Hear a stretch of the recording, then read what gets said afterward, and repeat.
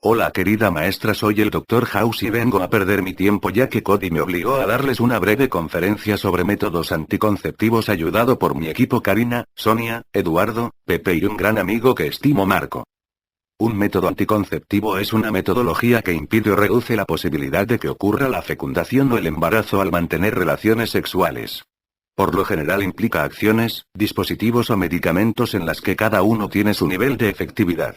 También se le llama contracepción o anticoncepción, en el sentido de ser formas de control de la natalidad. Se clasifican en métodos naturales, métodos de barrera, métodos químicos, métodos hormonales, métodos quirúrgicos. En los métodos naturales encontramos método de ritmo, que consiste en llevar a cabo, durante al menos 6 meses, un registro de las fechas en que se inicia la menstruación, con la finalidad de conocer en qué días tiene lugar la ovulación.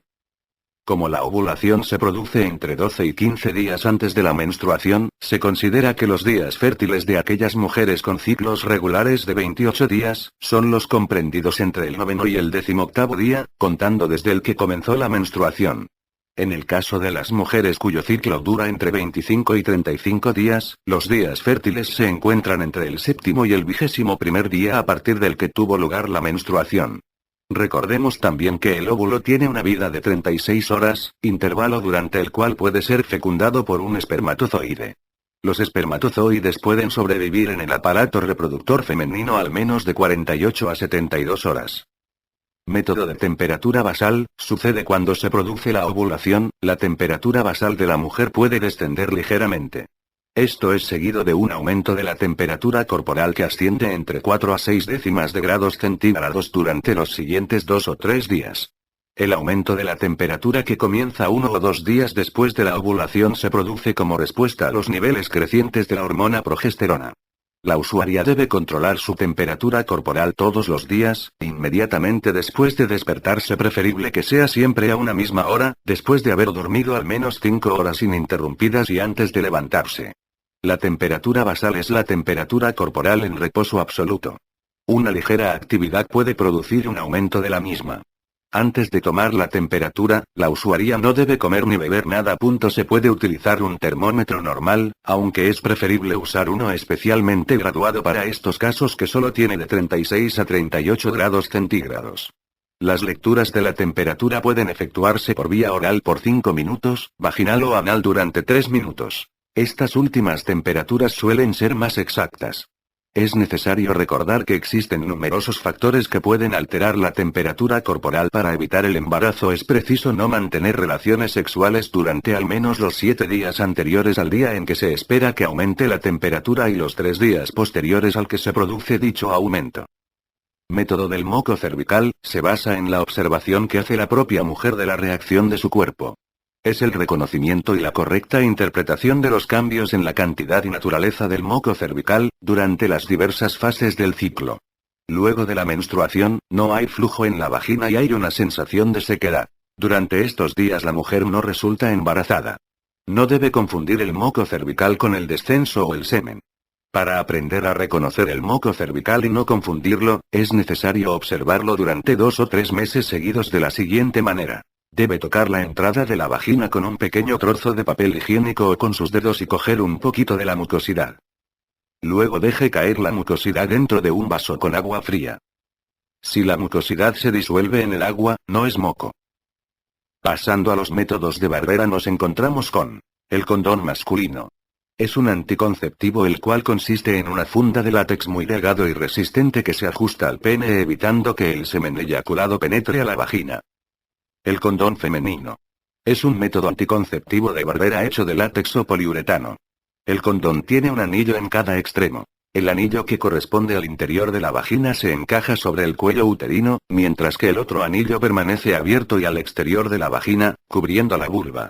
El condón femenino es de venta libre. Es muy similar al condón masculino. El diafragma. Aro flexible recubierto de látex en forma de copa que se llena de espermicida, crema o jalea y se pone en la vagina 6 horas antes del acto sexual y 6 horas después de él, para cubrir el cuello del útero impidiendo el paso del esperma. El dispositivo intrauterino. Es un dispositivo especial que se coloca dentro del cuerpo uterino. Hay más de un tipo de dispositivos. Uno de ellos contiene la hormona progesterona que tu cuerpo produce. El dispositivo de progesterona tiene un tallo hueco que contiene la hormona progesterona. Dicha hormona es eliminada de forma continua en el útero. Otro tipo de dispositivo intrauterino está recubierto por cobre. El dispositivo de cobre tiene un hilo de cobre enrollado alrededor del tallo y de los brazos del aparato. Ambos presentan la forma de la letra T, y tienen cerca de 1/4 de pulgada de alto. Los dos tienen un hilo anudado al final del tallo, para que la mujer pueda chequear si el dispositivo está en su lugar y luego tirando de ese hilo el agente de salud podrá extraerlo. El dispositivo intrauterino se coloca en el útero a través de la vagina y protege del embarazo. En el punto número 3 tenemos los métodos químicos y que algunos de ellos son espumas, cremas y jaleas. Son sustancias químicas que se aplican en la vagina para impedir el paso del semen y destruir los espermatozoides. Afectan la motilidad o vitalidad del espermatozoide. Las cremas contienen una base jabonosa y las jaleas una base gelatinosa. Al introducirlas en la vagina, las que son en aerosol se colocan por medio de un aplicador que se coloca en la vagina y empuja con el émbolo para que el contenido quede depositado en el fondo de la vagina. Supositorios vaginales.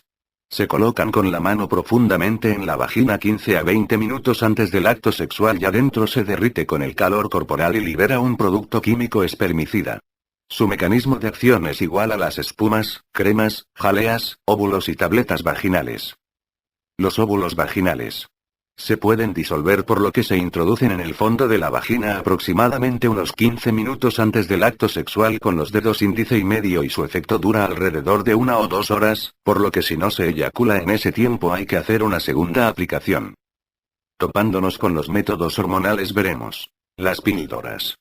Pastillas combinadas elaboradas con estrógeno y progesterona en dosis que previenen la ovulación y vienen en estuches de 21 pastillas. La mujer debe empezar a tomar una diario, no importa el horario, recordando que el día inicial del sangrado es el primer día del ciclo.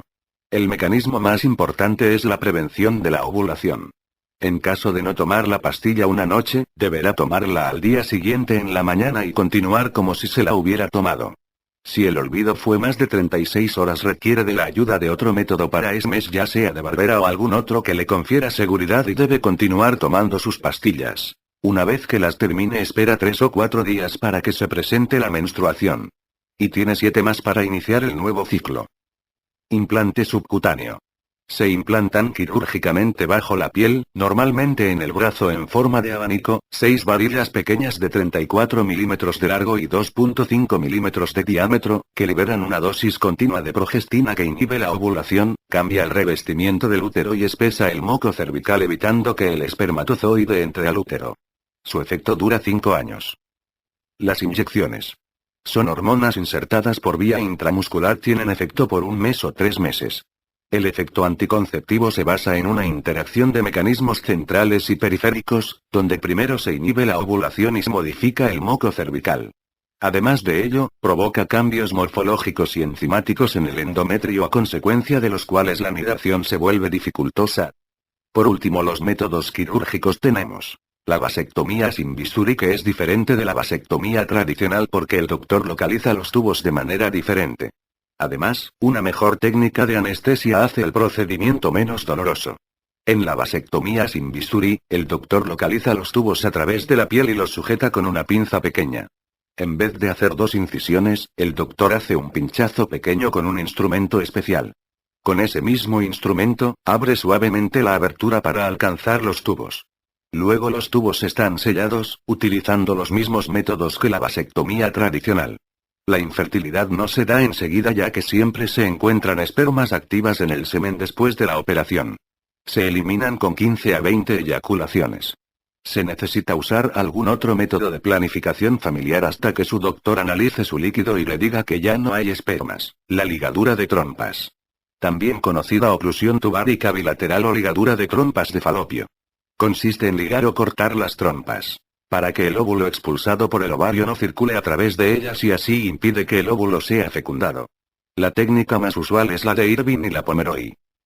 Para mayor información se pueden comunicar al 01800 01 035 00 o consultar la página www.salud.gov.mx. Bien, me retiro porque me hace falta mi Vicodin y no sé a qué horas cierra farmacias similares.